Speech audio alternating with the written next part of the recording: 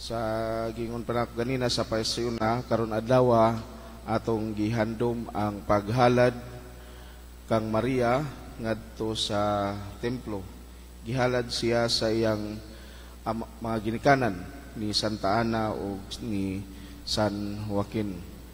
Maigsoon kining maong kasaulugan nag pamatuod nga sa sinugdanan palangdaan ang kinabuhi ni Maria gihalad na ngadto sa Dios.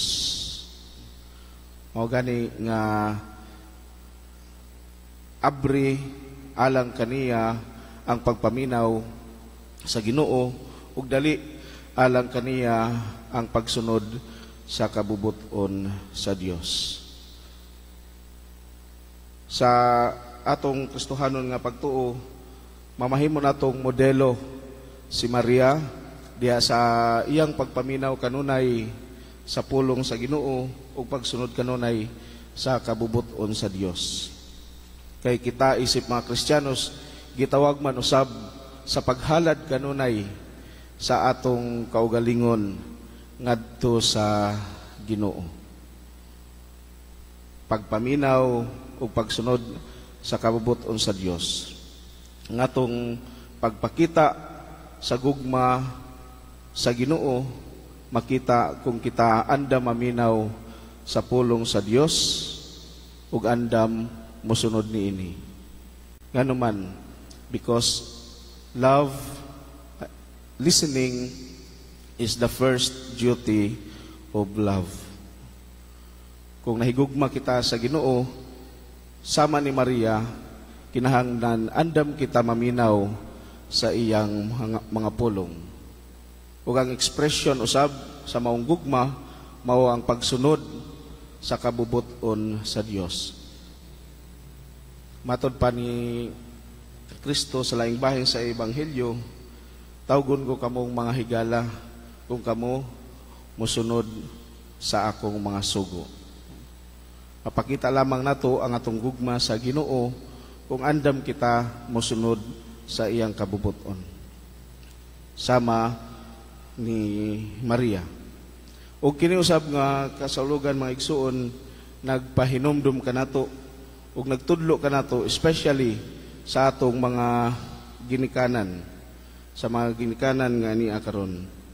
Nga atong mga anak gasa gikan sa Dios ug angay usab nga ilang kinabuhi atong ihalad balik ngadto sa Ginoo. Ang problema sa ato sa panahon karon kas alang nato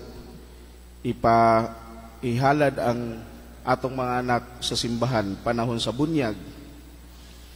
Bunggag in taon ng atong kaon sa reception, pero pag humani ini di na nato ibalik ang mga bata sa simbahan.